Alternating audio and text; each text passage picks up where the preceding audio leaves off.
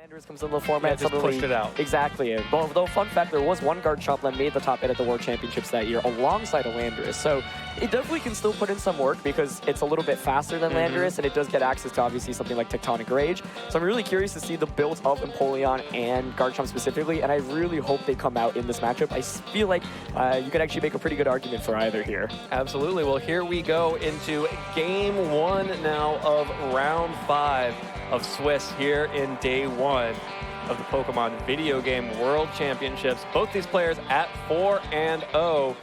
We'll be looking to go up to 5-0 once they win. Oh, that looks like it. Yeah, Yes! that's your boy. That's Empoleon. 2018 is the year of the Monarchy. Empoleon's back. We saw Nidoqueen doing well earlier as well. Empoleon and Gengar leads up against the Tapu Lele and Zapdos. Yeah, so once again, I really don't know what this Empoleon really does, but it clearly is threatened by the Zapdos, right? Gengar right now can potentially Mega Evolve, can trap these two Pokemon in, but I think Kento's lead is actually maybe perhaps stronger unless we've got some tricks on Francois' side here. Mainly because the Tapu Lele often can survive an attack from that Gengar if it's trained. The Zapdos can set up a Tailwind. I'm really not sure what Empoleon can do here. It is Steel type, so perhaps he can go for a super effective attack onto that Tapu Lele, and it is going to stay in. Yeah, so Empoleon stays in, and in fact, Francois likes this matchup so much, he's going to go ahead and Mega Evolve Gengar, trapping everyone in this same position. Sludge Bomb onto Zapdos will deal a little bit of damage, but it's firing right back with a Thunderbolt. Oh my goodness. Empoleon is bulky, not taking a lot of damage back from that. And the Psyshock from Tapu Lele able to survive that as well thanks to the Steel typing. Looks like that's going to be a knockoff onto the Zapdos as well. That was a really fun turn. I think both players actually expecting their respective Pokemon to protect, right? No Psychic type attacking Slick Gengar. Tapu Lele obviously has to worry about a super effective Sludge Bomb. Right. And so, yeah, double ups there onto both ends. Both Pokemon end up surviving, but Francois actually maybe perhaps in a better position now because he's actually got the trap in against both Zapdos and Tapu Lele. We did see that the Gengar is faster than the Tapu Lele as well, and one thing you always have to worry about in a matchup like this is the Choice Scarf Tapu Lele. Yeah. Another thing to note, that Empoleon took that Thunderbolt really well. Psyshock actually ended up doing more, confirming it probably is the Assault Vest item, which would explain why he was so willing to stay in. Yep, well there's a Protect coming from Gengar. Going to try to protect itself from any additional damage. Tailwind coming up from the Zapdos, which lost its Citrus Berry that last turn. Another Psyshock into the Protect, so Francois able to correctly predict which Pokemon were going to be attacked by Kento. Just going for an Icy Wind to drop the speed of both those Pokemon to start making that Tailwind a little bit less scary, but would need a couple more of those to make a big impact. Yeah, Francois there had the opportunity to attack with both, but probably fearing the fact that Tapu Lele could potentially survive those super effective attacks. Didn't want to trade damage for a knockout there. Potentially you could have seen 2 knockouts if the Zapdos opted to Thunderbolt. Great opportunity to Tailwind there, though. He goes for it, and even though Icy Wind reduces the speed, Kento still has a speed advantage going to this next turn. Gengar is really threatened here, so it's most likely going to want to switch out, but Kento here potentially could get a knockout, if not 2, but I suspect Francois is going to want to play a little bit safe here and adjust by switching out, but no switch outs. No switch outs. The Aqua Jet actually connecting with Zapdos. Of course, Zapdos, the flying-type Pokemon, does not get the benefits of that Psychic Terrain, and Gengar still outspeeding Tapu Lele, hitting it with a Sludge Bomb, dealing a lot of damage right back to it, but will be knocked out by the Psyshock coming out from Tapu Lele. So even after the Tailwind at -1, Gengar able to outspeed that Tapu Lele and get good damage off before it goes down. Yeah, so much important information there, but Francois has to be pretty satisfied with that turn, given that you did get the knockout onto Zapdos and got a lot of damage off against that Tapu Lele.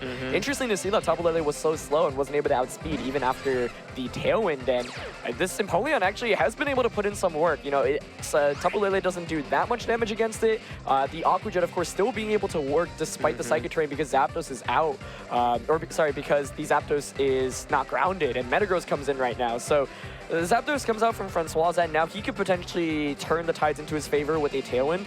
This Empoleon could actually maybe go for another Icy Wind as well, but the Zapdos does have to worry about super effective attacks coming out from the Metagross right now. A Tailwind is still up as well, so, you know, I'd say like Kento still is in a pretty favorable position just because he has Tailwind up and he has 2 Pokemon that, you know, 2 of the hardest hitting Pokemon in the format.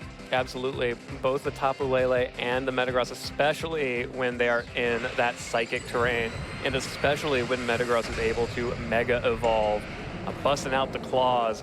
getting ready to go to town on Francois' Pokemon. It's Detect Coming out from Zapdos, trying to protect itself this turn.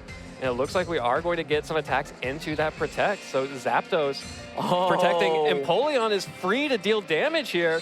And it looks like we are going to see just more damage coming out from Empoleon to pick up the KO on Tapu Lele. Wow, that was so cool there. I mean, Talk him up, that's 2 for Empoleon. It is, yeah. Empoleon's got him both knockouts this game. So Kento went for that play because most Zapdoses in VGC typically don't have Protect. You want Thunderbolt, you want something like Heat Wave, Tailwind, Roost, combination of those, Hidden Power, Ice even. So it's really difficult to fit Protect here, but Francois having it. And we actually see the... I believe that's the Defiant from the Empoleon there. Wow, so much going on right now. But yeah, Kento going for what he thought was probably a pretty safe play into the Zapdos, because most Zapdoses don't carry Protect. You can easily double up, and you most likely won't activate the berry with the Zen Headbutt Side Shot combination. Thinking, okay, Empoleon's not going to do too much right now, but Empoleon's actually been able to get the chip damage off. And Francois right now actually in a potentially favorable position because you can't knock out both of these Pokemon this turn.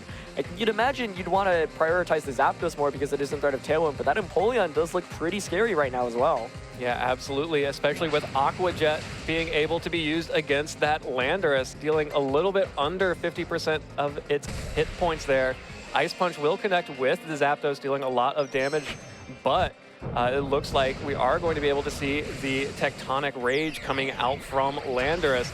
Empoleon has had a good show so far. I'm impressed. They did way more than... Got 2 knockouts, dealt a lot of damage to that Landorus, but I think this might be the last we see of Pingo Leon for the rest of this game. He did a really good job, though. That was really cool to see, and it genuinely actually put in a lot of work into this matchup. So really awesome to always see cool Pokemon like Empoleon, you know, being used in the World Championships. But Tectonic Reach means that the Zapdos won't get knocked out. You have the potential, if you're Kento there, to go for a Rock Slide or any Rock type attack. And so the way all the speed control works now, Francois actually has the upper hand. Yeah, now has Tailwind up too. Exactly, and so we have to see what the last Pokemon is, but I think he's managed his position really well. That Protect was so huge, and Incineroar is such an excellent Pokemon to send out here because you know that the Landorus has already committed the Z move, so it no longer can just one-shot the Incineroar. If it wants the Earthquake, it's going to have to hit its Metagross for super effective, and you get potential Fake Out as well. So I think Francois right now is in a pretty commanding position. It's not necessarily over, especially because Metagross is most likely will be able to survive a Flare Blitz. Yeah,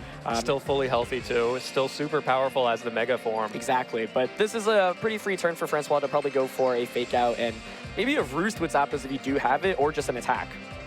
Oh, that looked like an Avoid. Yeah, that's a Heat Wave and an Avoid from the Landorus. So still dealing a lot of damage with a critical hit onto the Mega Metagross. And the Flare Blitz coming through from Incineroar as well. Picks up the KO. Francois probably not too happy to see the Avoid, but will take that every day. Getting the KO onto that huge threat of the Mega Metagross. Just going to have to be some Rock Slides coming out from the Landorus, but it is too slow to hope for any flinches here. And Zapdos able to heal up with that berry.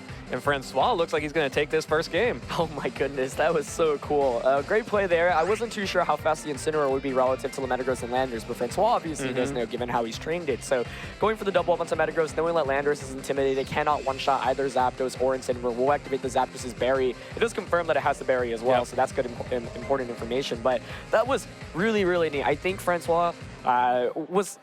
Even though his lead wasn't that great, he was also in pretty tricky positions where I think if Zapdos went down, he wasn't able to maneuver the speed control. He would have been in a pretty tough spot. But being able to, first of all, avoid the double target into it, that was really big, showing that it does have Protect, a move that, even though it's so good in VGC, we often don't see on Zapdos. Absolutely. And then second of all, being able to set up that Tailwind, you know, Kento was obviously worried about the Empoleon enough to go for the knockout, but committing the Z move and not knocking out Zapdos meant that Francois had a very, very free opportunity to win the game, especially with Incineroar as the last one, probably the best last Pokemon you could have had. So very meticulous play. It's going to be really interesting to watch Francois as we go into this game too. You know, sometimes it feels like when you use a Pokemon like Empoleon that, you know, you are playing from an advantage in that first game. Exactly. You know, Kento has not, I'm just going to go out on a limb and say that Kento has not played against many Empoleon in this format. Probably never.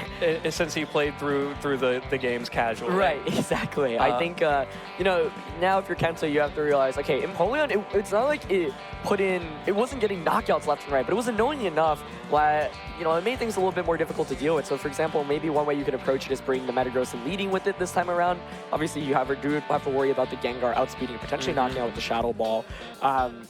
You know that it does have the Assault Vest, so you don't want to really be bringing something like Tapu Fini. Tapu Fini, I think, is actually really bad in this matchup overall, so probably not a Pokemon we're going to see very much.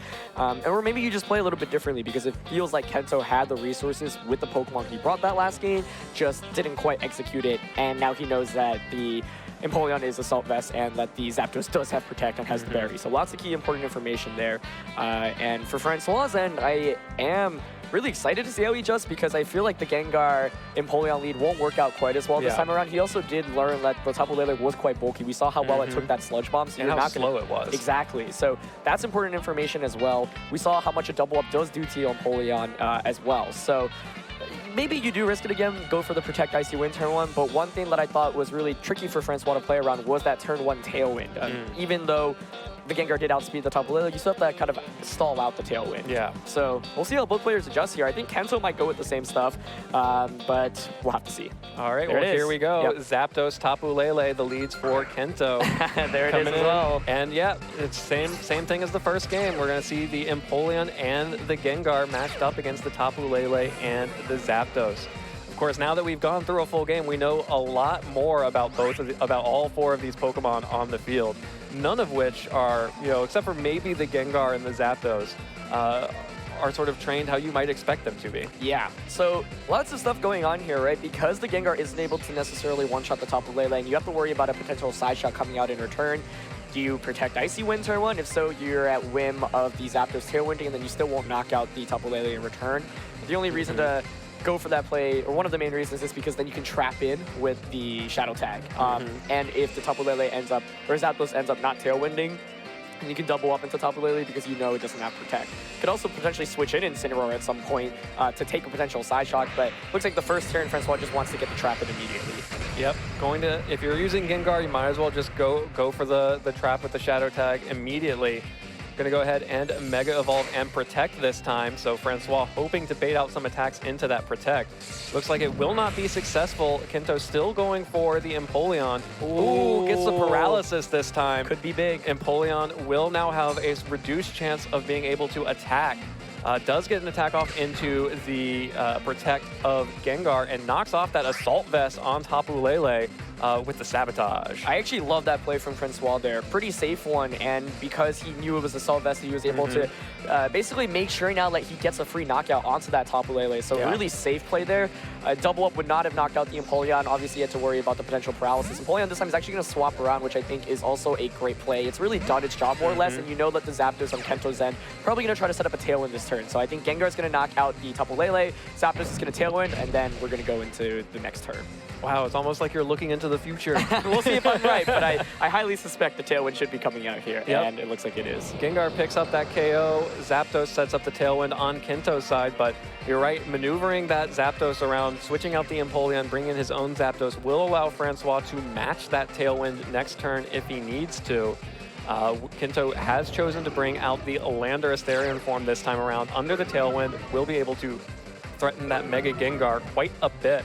We know it has that Z Crystal, so we'll definitely be able to pick up a KO if it gets it off for free. Yeah, so the tricky thing here for Kento is he only gets 1 use of the Z Crystal, and you have to, obviously you hit There are probably 3 Pokemon that he wants to use it on. Yeah, exactly.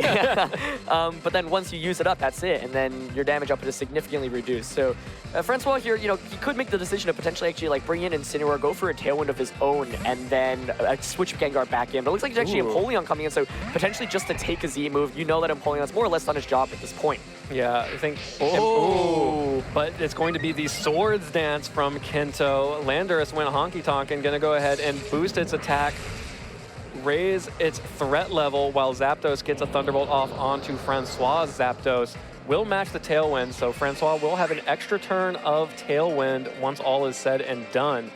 But that Landorus just became even scarier. It did, yeah. Francois opting to switch in Empoleon, probably hoping for a free switch in again after it gets knocked out. Because, I thought Incineroar try to sacrifice the paralyzed Empoleon. Exactly. I would think maybe Incineroar there could be a decent switch in, but then the fear is then you just lose Incineroar. That's one of the best Pokemon to deal with the Metagross. So I think that's totally a fair play from Francois, not knowing what Kento's moves are.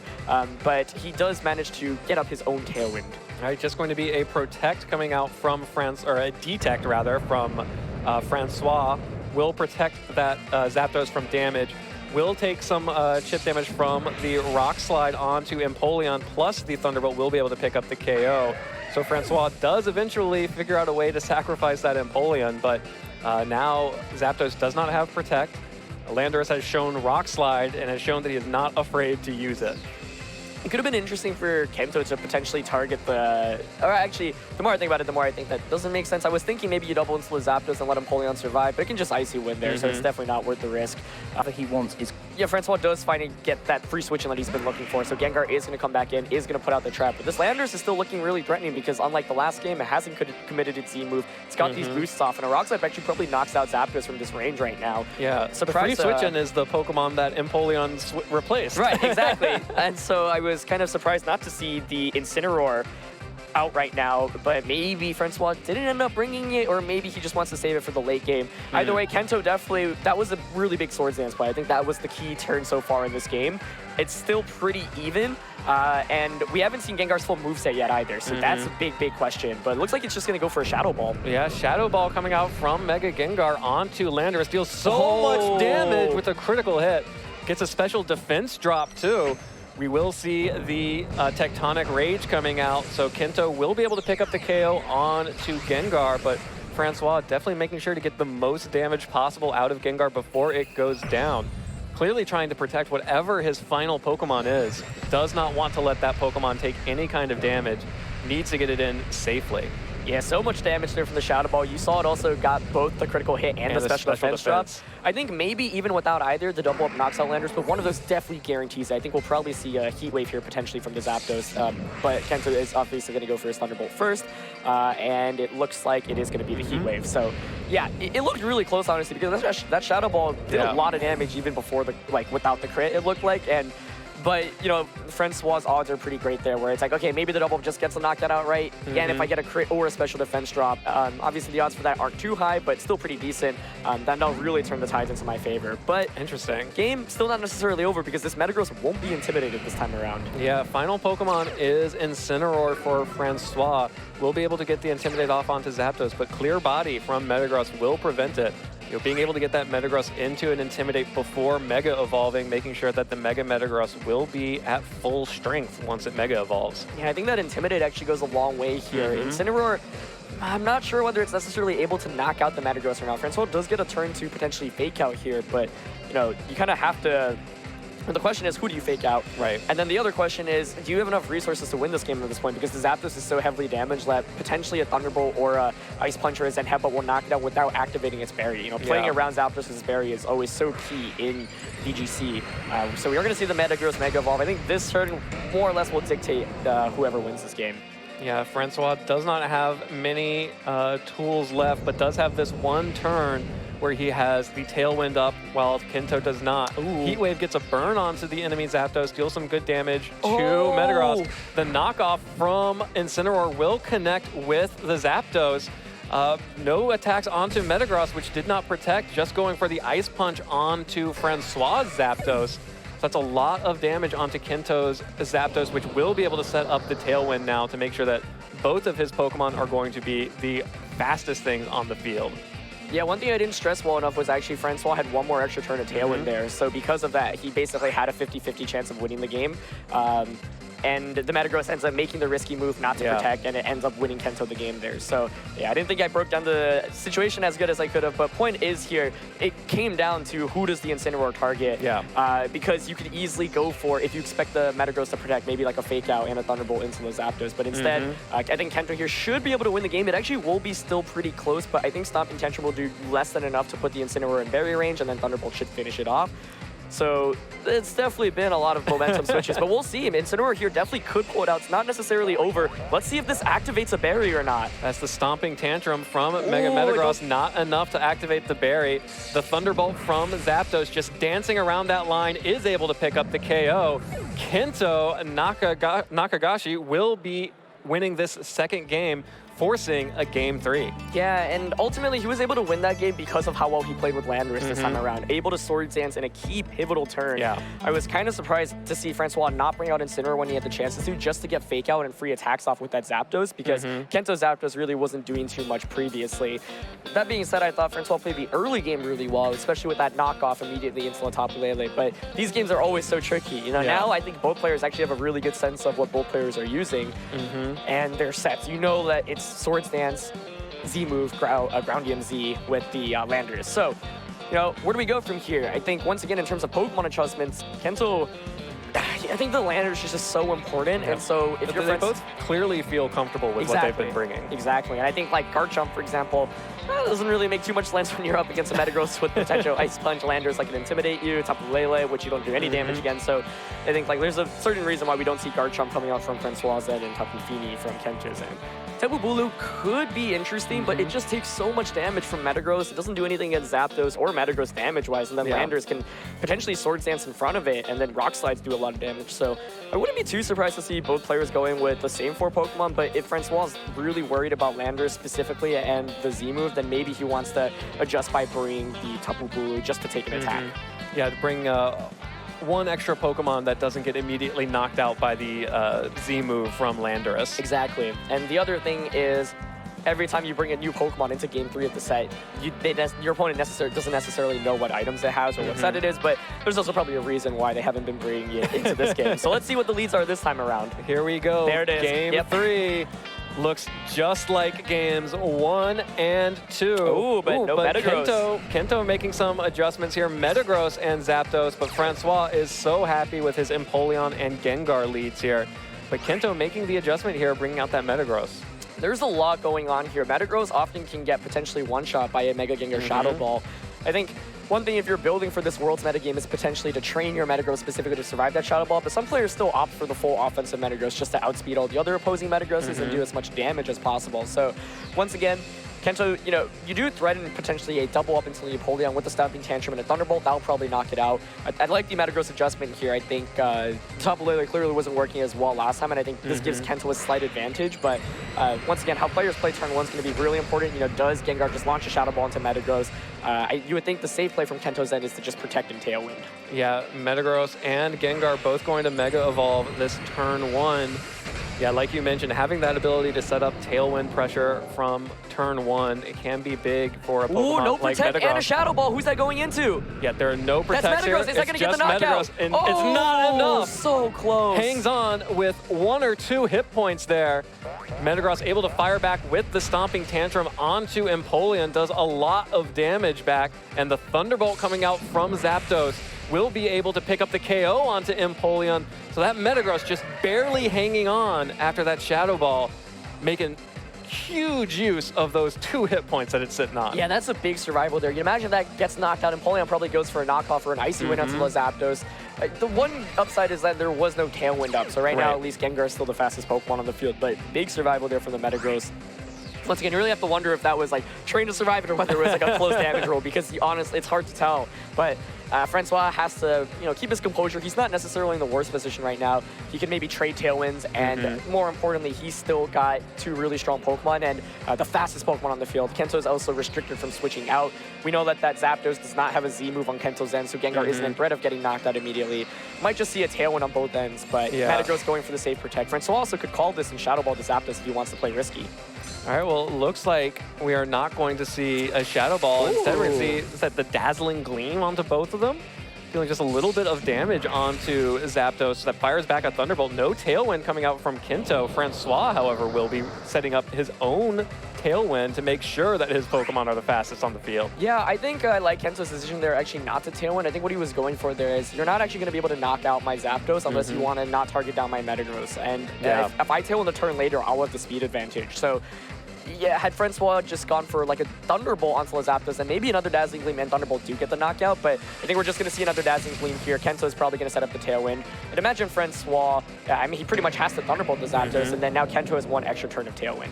Yep, there comes the Thunderbolt onto Kento's Zapdos, dealing a good amount of damage, actually activating the Citrus Berry on Kento's side. So Kento deciding to go with the safer Citrus Berry to get the more guaranteed healing. and also even more guaranteed healing with Roost.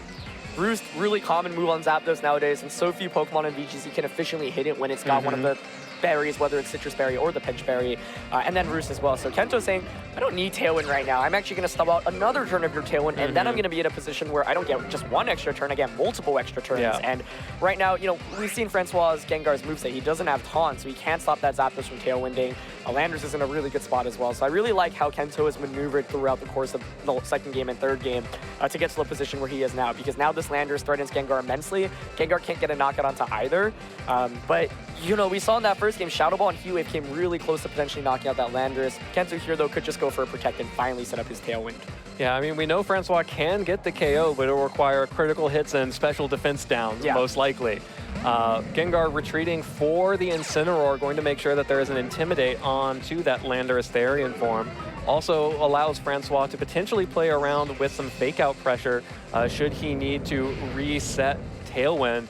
A little bit of damage coming out from the Heat Wave will connect with both Pokemon, but here comes the Z move from Landorus.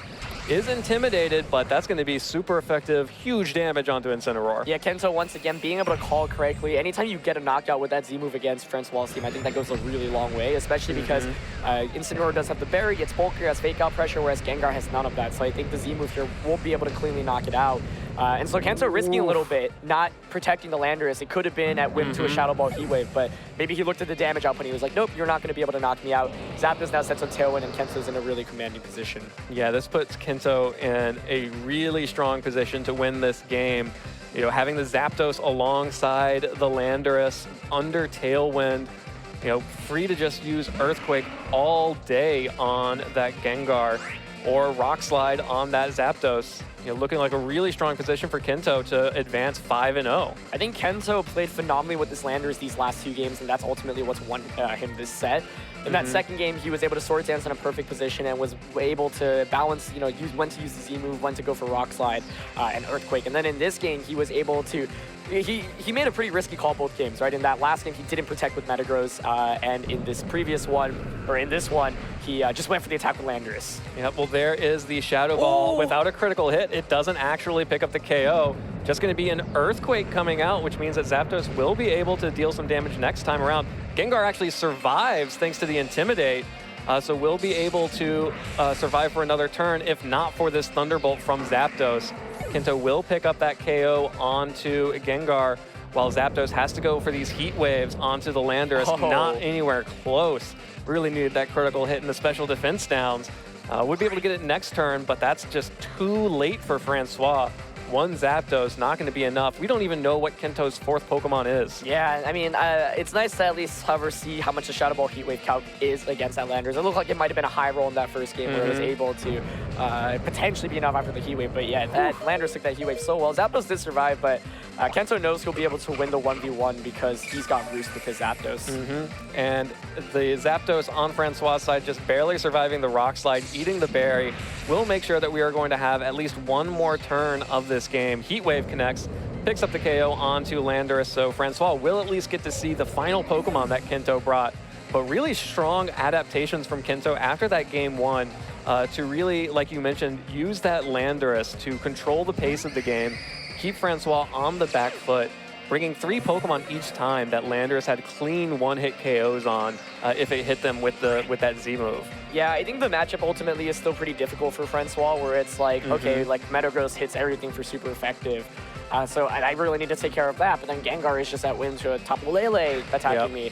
And then the Zapdos is faster than Francois' Zapdos as well, and it has Roost, so you have the speed advantage. So it feels like Kento kind of put the pieces of the puzzle together for Game 3 and figured it out. But I thought Francois put a really, really excellent fight in this game as well, and Kento ultimately just made 1 or 2 big plays. Francois was a turn away from winning that last game, or the second game, if he just called the Metagross not protecting there. But that's so easy to say in retrospect, and it's always one of those...